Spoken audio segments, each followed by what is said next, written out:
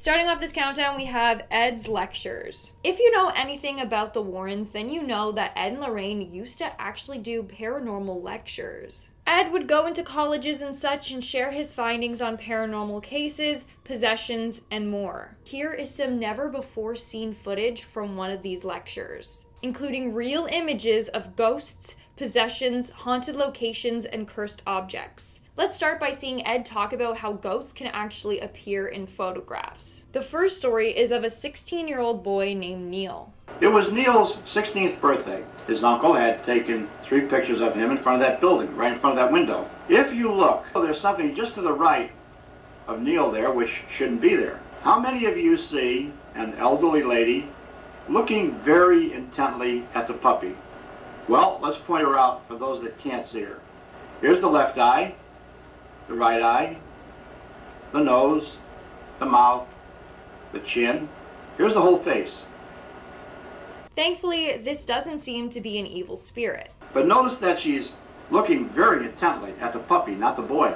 It was the laws of attraction that drew the spirit of this woman to the dog. Just an apparition of a woman that is drawn to Neil for her love of animals. Since she had many pets in her lifetime, if we don't know who the entity is, it's considered a ghost. But we do know who the lady was that's looking so intensely at the puppy. So she's considered an apparition. Just like Ed explained, she loved animals in her life. She saw this dog, and that's how she appeared in the photo. It was her attraction to the dog that got captured on camera. Next, we have this photo of a man that took a picture of his home because he just finished the construction of a wall inside of his house. He was proud, so he wanted to take a photo of it.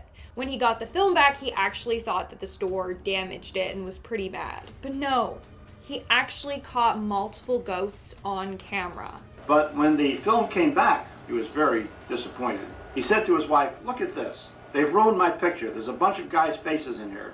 Well, what he didn't realize is that he had taken a psychic photograph of numerous Northern Civil War officers. They look sort of though they come down in a spinal column. Now, at first I thought it was like a spinal column as well, but wait until he zooms in.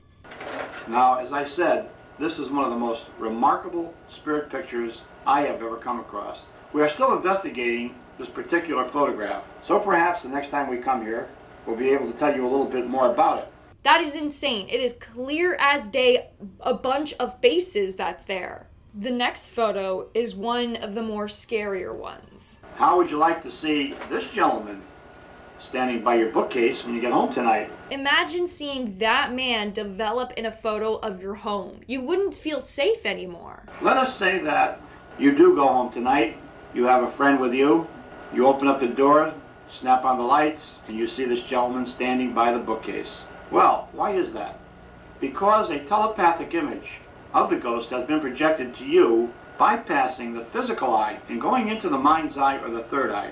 It's even scarier when Ed says that this entity might not even be human, but instead it's someone or something disguising itself in human form.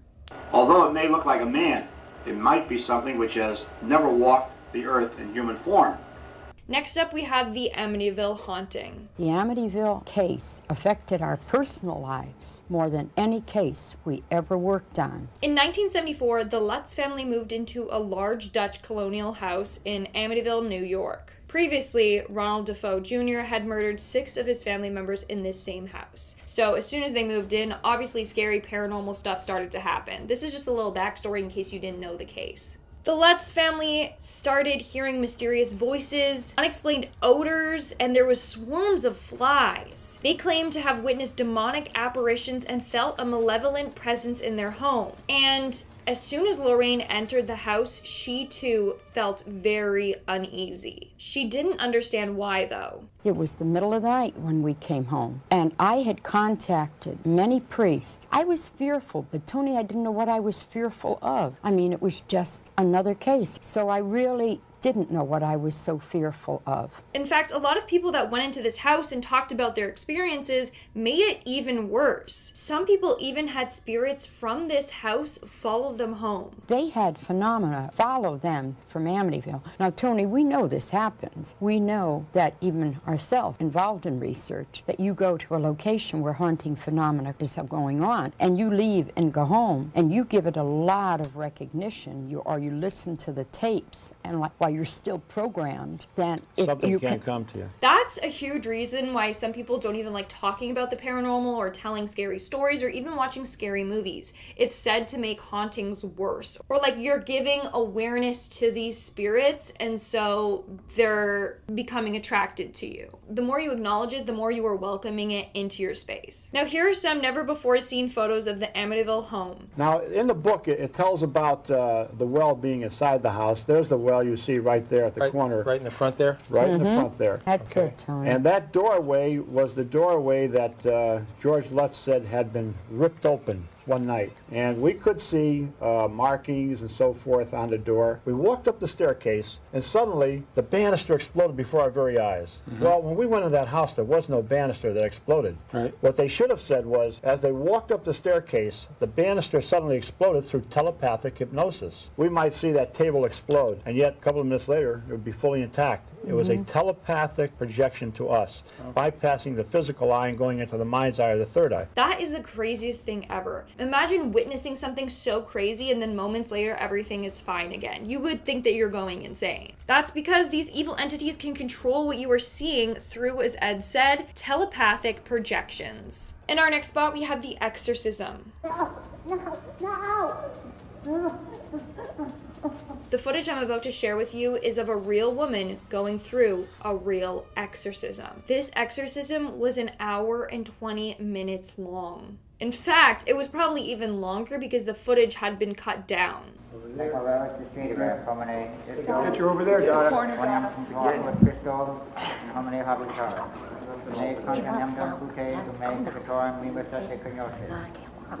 Although it's blurred, we can still see how crazy this woman is acting, and we can hear all the weird noises that she's making. You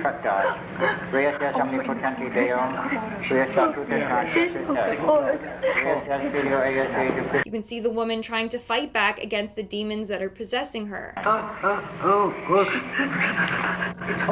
Tell me your name, devil.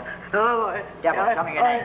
And she's crying out in pain from having the demon fighting to stay in her body. In the footage, you can actually see Tony holding the woman down as like this demon is trying to escape or whatever. She also can't speak, but she is trying so hard to. It's really scary to think that she went through this, but also it's really sad. Like, honestly, spending hours trying to get a demon outside of you, craziness. If you want to see more demonic possessions, you better watch these videos.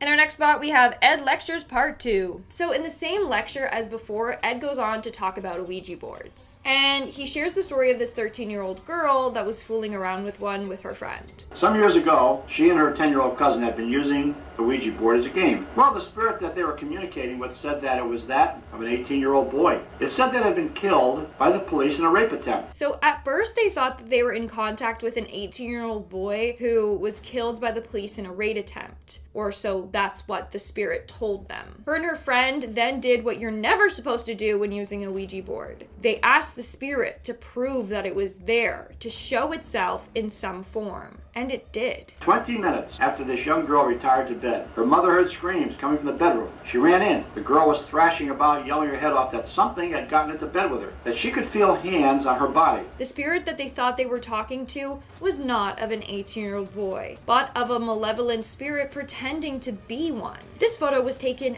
after this evil spirit got to her and harmed her. Ed was contacted 3 days later, and the girl looked like she had been in a terrible accident. I will never forget this girl when she was brought to me 3 nights later. She looked as though she had been in a terrible accident. Cuts, bruises, burns. These are psychic wounds. As she stood less than 6 feet away from me in my study, the room became icy cold. There was that stench of rotting flesh. I knew what was happening. That is absolutely horrifying. Do not play with the Ouija boards. But if you want to see me play with one, I also did a video.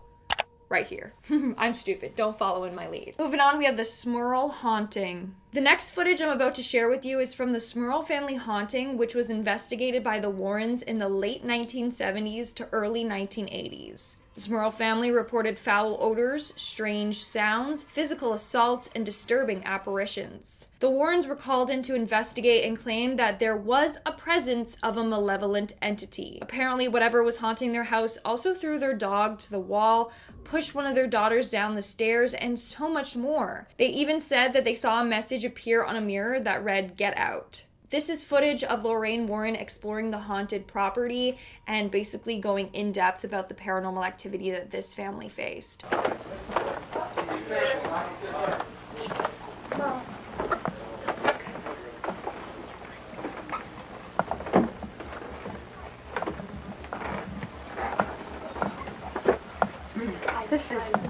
This is the hallway where the family has experienced the rappings, all the way down the hallway where they have experienced the voices, some sort of magic whispering, but they also are able to distinguish the fact that there are a conversation going on between a man and a woman. From doors being left open to lights flickering to seeing apparitions, the family went through a lot. In fact, the master bedroom was one of the most haunted rooms. We're now entering the master bedroom, where Janet, sleeping on this side of the bed, has been pulled out by her leg. But I think one of the most outstanding things is the fact I will show you how these drawers work. Now, it's kind of hard to have them swing, and yet this is how they will swing back and forth at great speed.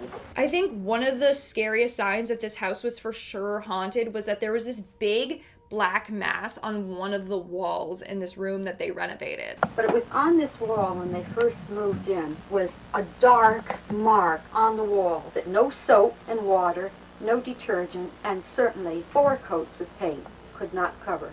No matter what they did, it would not go away, even after scrubbing and putting multiple layers of paint on it. That right there is a sign that something evil is manifesting itself in your house. That is the reason why this room is paneled. Moving on, we have Farmington, Connecticut. The next footage I'm going to share with you revolves around a woman named Jennifer Banover, who lived in a very haunted house in Connecticut with her 10 children. Yes, 10 children. That's besides the point, though. Jennifer has 10 children, and we have found that where you have many children, whether it be in a daycare center or in a home, in a church, that spirits are drawn to those children. The first thing the Warren talks about is the fact that she had this many kids because ghosts or spirits tend to navigate towards children.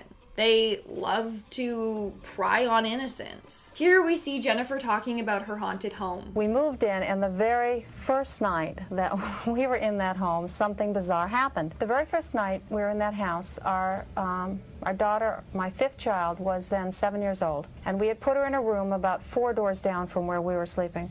She came into my room at 4 in the morning, and she shook me awake, and she said, "Mommy." And I said, "Abby, what are you doing awake?" And she said, "Why did you slap me?" And I said, "Honey, I haven't left the bed, and I would never hit you." From there, things just kept getting weirder and weirder. Like, things would disappear, and they would hear noises, and they would smell this foul odor. Approximately 2 weeks later, I was making a pot of coffee. I made the pot of coffee. It had just finished perking, and I heard the phone. I left the kitchen for approximately 4 minutes. I was alone in the house. I came back. The coffee had totally disappeared. There was only, but I knew that I had made the coffee because there was a brown ring in the bottom of the pot. I started hearing doors slamming shut and opening and closing. I'd be alone in the house. We started smelling very bad smells in one part of the house, always outside this one closet in a back hallway. This is said to be the early signs of a paranormal infestation. And Jen should have gotten her kids and ran right out of there. But she didn't. She lived there for many years. Especially since she said that one of her kids got slapped in their sleep. That means the ghost does not like children at all. But she continued to stay, and more creepy things happened to them. Even their pets were uneasy and knew that something lurked within the walls. And they did not want to live there. I had 2 cats, beloved cats, Cupcake and Pounce, and we'd had them for about 5 years. They were beloved pets. Well, the week we moved into Farmington, both cats ran away. Now, they had never run away before, and my husband was trying to console me, and he said, "Jennifer, they probably were trying to go back to our old home." Right. One of the cats came back after 3 days. He would never live in our home again. He actually went to our next door neighbor and they took him in. And he would come to the house and he would come to the back door, but he's never come back in the house again. And then we have Dr. Joseph Klimek. He actually lived in the house for a period of time as he was recovering from back surgery. And as he was staying there, he too witnessed a ton of paranormal activity. I would be lying there in bed where I spent a lot of my time reading, and especially late at night, I would hear footsteps in the hallway. I would wake up and hear the door rattling. The doorknob rattling, and again I'd ask, is anyone there? No one was ever there. And then there was 1 or 2 nights, and it was in the wee hours, 3 o'clock in the morning sometime. I would wake up and I just sensed that there was something or someone in the room, and felt as though there was somebody sitting down at the end of my bed. Anyone that stayed at this house would also encounter really spooky things. Then, and this was around the holidays when your brother visited, and I was telling this story, and he sort of leaped up at the table and said, "Oh my God, that's the room where I felt something too." And in our last spot today, we have Ed Lecture's Part 3. This is said to be a never-before-heard recording of a demonic entity. This was the recording during the investigation of the Enfield haunting. This took place in the late 1970s in North London, England, and is one of the most famous cases investigated by Ed and Lorraine Warren. The Hodgkin family reported a series of terrifying events in their house, including furniture moving, unexplained knocks, and the voices of disembodied entities. The Warrens were invited by the Society of Physical Research to observe and document these occurrences. They concluded that the house was indeed haunted by multiple spirits, including one that possessed the youngest daughter, Janet Hodgson. Here is some more background on the case before I show you the recording. In the house during these conversations with these 2 spirits, I have my 2 investigators, assistants helping me. The mother, 2 daughters, and 2 sons are talking with us. And over the conversation from time to time you will hear the voices of the damned. I will ask if they know who I am, and one of them will say, "Ed, Ed." Now listen to how raspy and deep and demonic this voice is. Fred, you know what this is? Cross. A cross. Yeah. So were you a Christian? No. What were you? They call me I'm Fred. Tommy and Freddie. What was that? Tommy and Freddie. No, we don't want to. You don't want to? No. Isn't that horrifying? So crazy. But I've come a long way. I've come 2,000 miles. Har ni funnit Farmington? Nej, inte. Har du ägg och kola?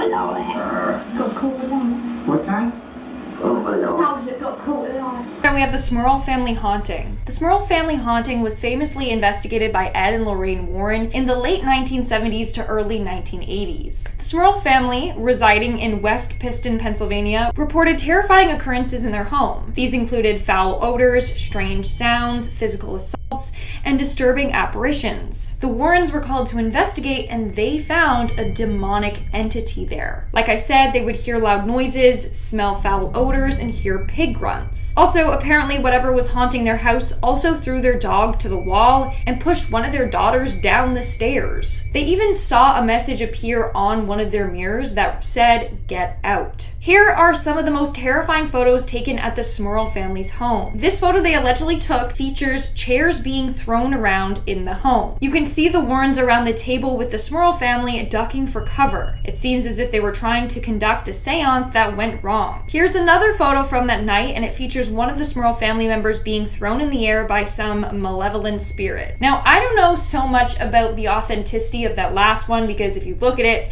it literally looks fake, but I went on a bunch of different websites and they all said that these photos were taken by the Warrens at this house, so I don't know. In at number 9, we have the Gladesville haunting. The Gladesville haunting unfolded in Sydney, Australia, where a family reported a series of disturbing events in their home during the 1970s. These included poltergeist activity, such as furniture moving on its own, unexplained noises, and sightings of apparitions. The Warrens were called upon to assist them. Their investigation revealed that there was some sort of malevolent spirit living there. In this photo, we can see Lorraine Warren laying on her back in the Gladesville home. She's trying to connect with whatever presence is in the house. She explained that as she was doing this, she could feel the vibrations. ghost. Whatever that means. But she was like honing in and connecting to the spirits. And at number 8, we have the Enfield haunting photos. The Enfield haunting of the late 1970s in North London, England is one of the most famous cases investigated by Ed and Lorraine Warren. The Hodgson family reported a series of terrifying events in their house, including furniture moving, unexplained knocks,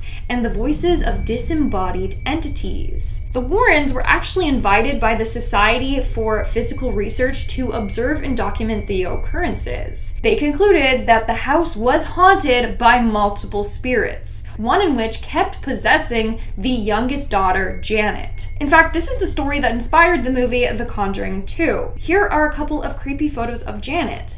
This one shows her being hurled off the bed by an evil entity. The next photo allegedly shows Janet possessed by the entity in the home. And this is a photo of Peggy Hodgson, her mom, as a brick was flying directly towards her from this entity. And at number 7, we have the South End werewolf. Now, this is probably, perhaps, the most interesting case ever covered by Ed and Lorraine Warren. This tale takes place in Hartford, Connecticut, where residents reported encounters with a terrifying creature resembling a werewolf. Witnesses described a large hairy beast with glowing eyes, prowling the neighborhood and instilling fear in the community. This was Bill Ramsey. He was believed to be possessed by a demon that manifested itself in werewolf form. This happened when he was only 9 years old. While playing outside in his backyard one day, Ramsey felt a frigid cold overtake him, and his nostrils were overcome with an awful stench before he flew into a rage. He actually uprooted a fence post with the fence still attached, and he started gnawing on its wire meshing. Here's a creepy image of Ramsey in werewolf form.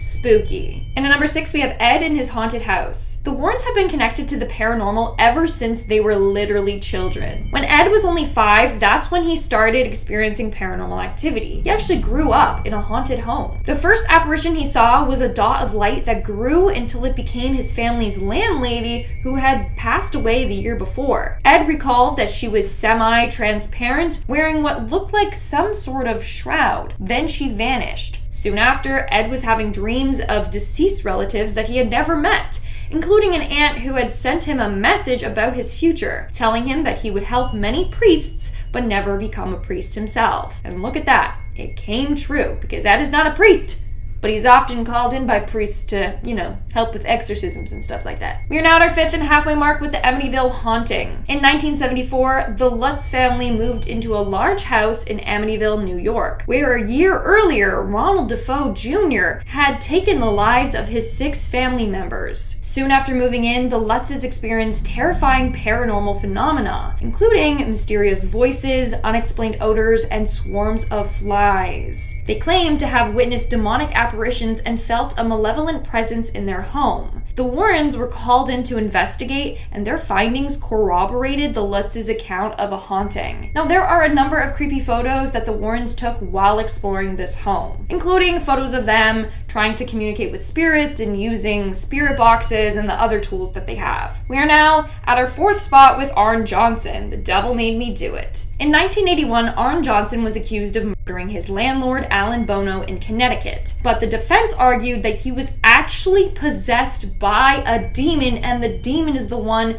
that made him kill his landlord and not himself. He's not responsible. They said it was linked to an exorcism that the Warrens had performed on his fiance's brother. The Warrens had investigated the Gladesville family, who reported demonic possession of their son David. They conducted multiple exorcisms, during which Johnson allegedly challenged the entity to leave David and possess him instead. And that's exactly what the demon did. It left David alone and possessed Arn. Despite the defense's claims of demonic possession and Ed and Lorraine Warren providing proof that he was possessed, Johnson was convicted and sentenced to prison. We are now in our 3rd spot with the Ghost Boy. On November 13th of 1974, Ronald Defoe Jr. fatally shot 6 members of his family at their home in Amityville, New York. The victims included his parents and 4 siblings. This photo, taken by Ed and Lorraine Warren, claims to show the ghost of 9-year-old John Defoe, the victim of the shooting by his brother. Ed and Lorraine Warren entered the home and captured this image using a camera that consistently took infrared photos during the night. Now, this photo is controversial because a lot of people think that it is fake. It is somehow edited or they somehow manufactured it and that it's not real, but you can let me know your thoughts in the comments below, but it's a very controversial photo. In our second spot today, we have the crying statue of Mary. This is a statue of Mary which is carved out of wood. What is weird, and as you can see here in the photo, is that it appears as if she is crying real tears. Now, they actually analyzed the tears and they were found to be real human tears. And obviously, tears can't flow out of statues or wood, so like, what is up with that? What's up with that? But tears would continue to flow out of the statue no matter if you wipe them away or not. They had taken every test that they possibly could take to make sure that this was not a hoax or a type of fraud. And boom, they couldn't prove that it was fake. And in our last spot today, we have the haunted couple. Ed and Lorraine Warren were called to investigate a home in which a couple just moved into. They heard all kinds of strange noises and footsteps and banging and knocking. So they decided to take photos around the house to see if they could capture anything paranormal on camera, and they did. This was taken right above their chair in the lowest level of their home. This ghost was not happy that the couple had moved into their home, and that's because the original homeowners had been there for years and even built the house. So the ghost passed away there, probably one of the original homeowners, and didn't want anyone else living in their house, so basically was trying to scare them away.